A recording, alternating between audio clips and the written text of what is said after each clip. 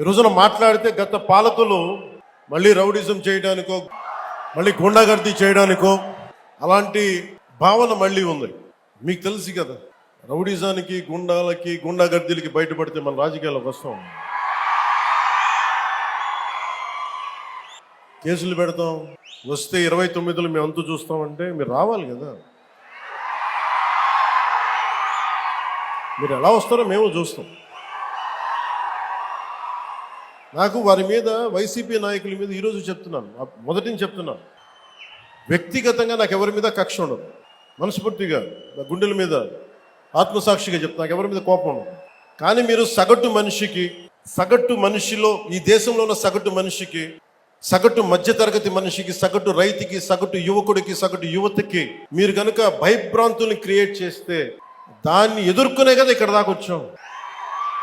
మీకు 151 సీట్లు వచ్చినప్పుడు కదా, నేను 2 చోట్ల ఓడిపోయినప్పుడు కదా మేము ఎదుర్కొని బలంగా నిలబడింది.